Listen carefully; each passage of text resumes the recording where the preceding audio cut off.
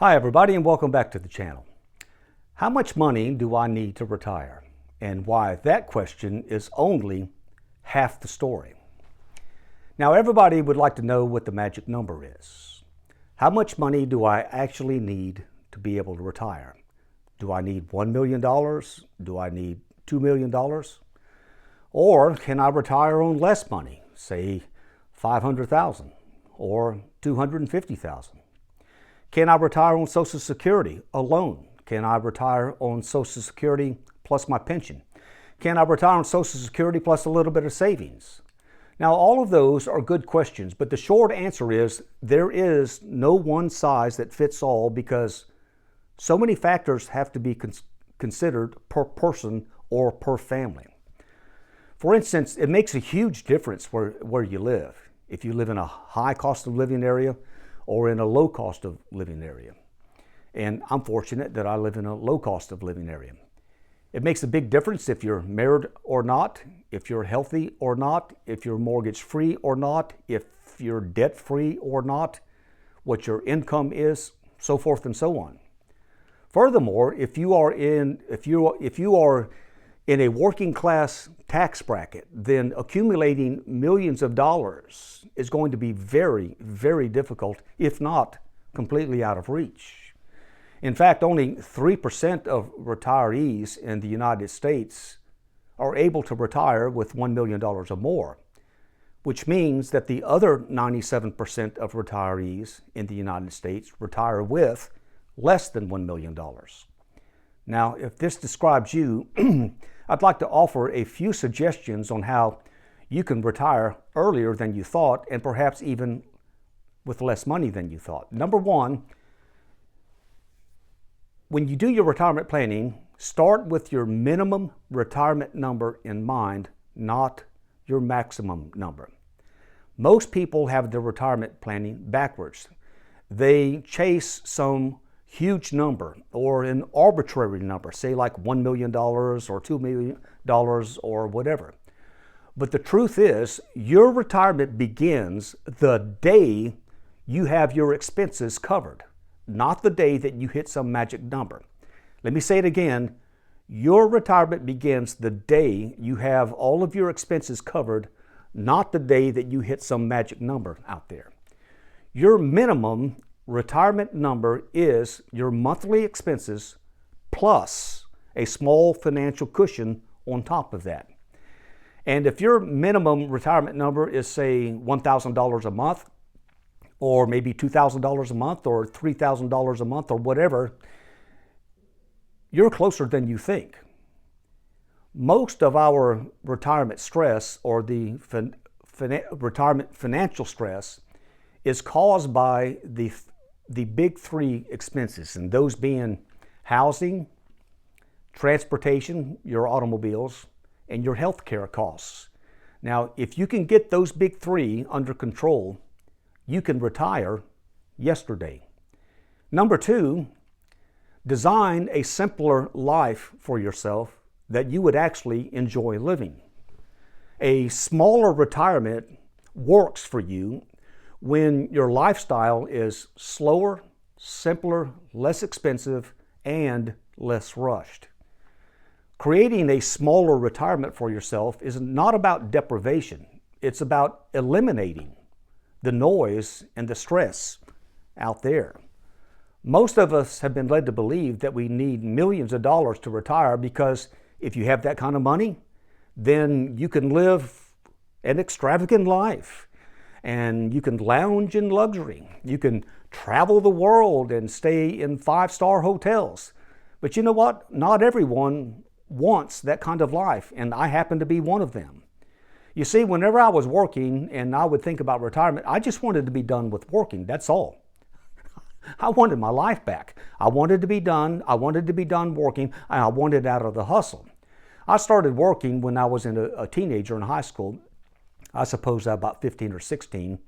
And after I graduated from high school, I just joined the Army, United States Army, and then I didn't stop working until I retired. And I worked some 47 or 48 years, I suppose. And you know what? That's enough.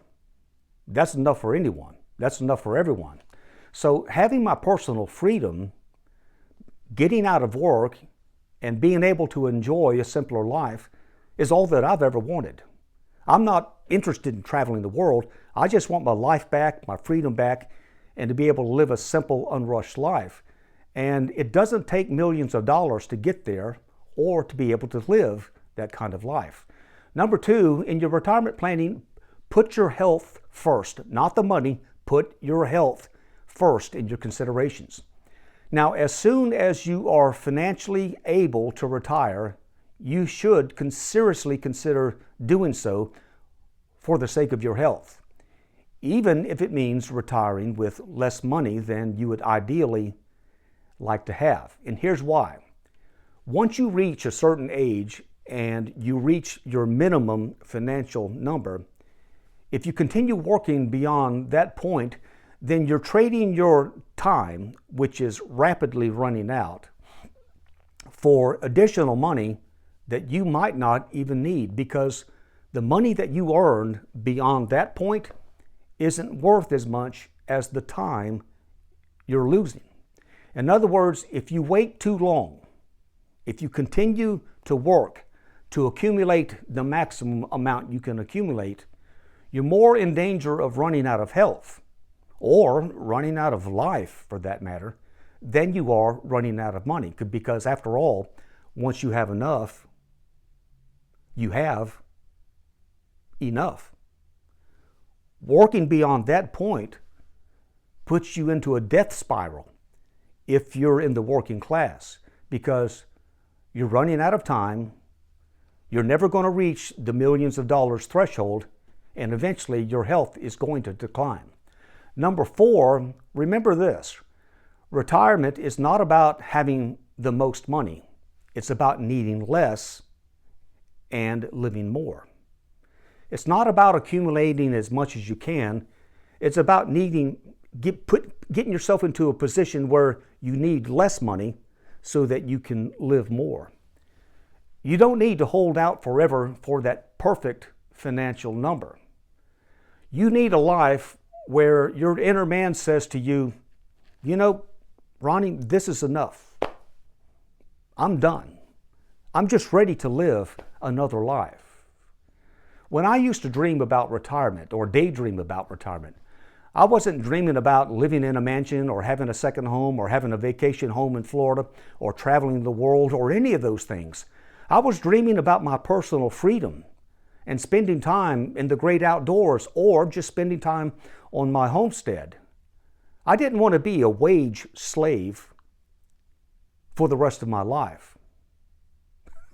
I wanted to go camping. That's right. I just wanted to be able to go camping or anything else I wanted to do.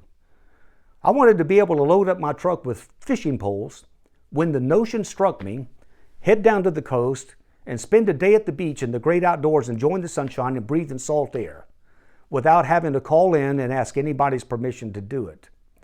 I wanted to be able to ride our local bike trails through our nearby state forest instead of trying to squeeze in those kind of recreational activities on the weekends whenever I barely had any time to do anything. I wanted to be able to wake up in the mornings naturally, without an alarm clock, decide what I was going to do with my day, and just live at my own pace. And oh yeah, I wanted my health back. I wanted a stress-free life. I wanted my life back. I wanted to grow older on my own terms. I don't need a home that's as big as the state of Texas. I just need a home that is comfortable and mortgage-free. I don't need a brand new car every few years. I just need an automobile that is comfortable, reliable, and paid off. Because at the end of the day, retirement isn't only about the money. You've got to have just enough, but there's a lot more to it. That's only half the story. It's about living your life. It's about enjoying the remaining years on your terms, not somebody else's. It's about being in the great outdoors instead of being stuck in a cubicle all day long, where there might not even be a window that you can look out. It's about whatever it is that you dream about in your retirement. I reached a point where I just wanted to be spending time with my family, the grandkids, enjoying my hobbies, or spending my days in leisure, instead of grinding away on the job in my senior years, knowing that my time was running out and that my health would eventually decline. That's why I decided that it would be best for me to retire when I had enough money, just enough, instead of continuing to work until I had more than enough, because it was too risky to keep continuing. My time and my health were at risk. Now, I could tell you what my actual numbers are, which seems to be very popular today among YouTubers. But you know what? I like to maintain a certain level of privacy. After all, this is the internet, you know. I know it's popular for YouTubers to put their personal numbers out there, but you know, I live in a community like everybody else does, and I don't want everybody to know my stuff. You know what I'm saying? But I will tell you this much about myself. My wife and I both were able to retire on modest incomes, just like 90% of the country is. We made modest incomes. And like 97% of the retirees in the United States, we retired with less than $1 million in cash. We're not rolling in the dough. However, we are 100% debt-free, including our mortgage. And that was a complete game changer for us in our retirement planning as well as in our retirement years. In fact, I paid off my home we paid off our home when I was 51 years old. And so it's been quite a while now that we've been mortgage-free and debt-free, and we were able to pile up a lot of money after becoming debt-free. We live in a low cost of living area, and that's very fortunate. In fact, the county that I live in, which is in North Florida, has the lowest gas prices in the entire state. Now, as you can see, all of these things are beginning to stack up in our favor. Our monthly expenses are lower now than they were whenever I was working and raking in an income each week. In fact, our monthly expenses are so low that it's hard to believe. And I'll tell you why. Because if you get those big three under control, your housing, your transportation, and your health care costs, if you get all of that under control, it just doesn't take that much money to live.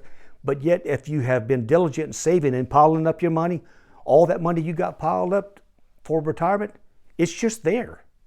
And it's not being leaked out like a leaking dam going to some other place. And not only are our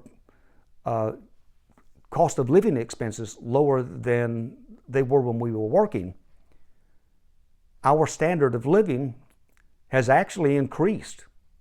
Yeah, our standard of living has actually increased, especially when you factor in things, the non-tangibles, like we're emotionally better, we live a stress-free life, we're sleeping better at night, we're more comfortable, we come and go as we want. Yeah, our lives are richer and fuller and happier than they have ever been over the course of our entire lifetime. You see, we haven't escaped life. We've escaped the hustle. And that's what retirement has done for us when we found our minimum number to retire and then work towards that goal. I could tell you a lot more, and maybe I will moving forward, about our personal situation, but I'll close it for now. Tell me what you think about what you've heard today and leave me a comment. If you've enjoyed the video, be sure to hit that thumbs up button that you'll find down below. Please like and subscribe. I'm Ronnie. Take care, and we'll see you next time.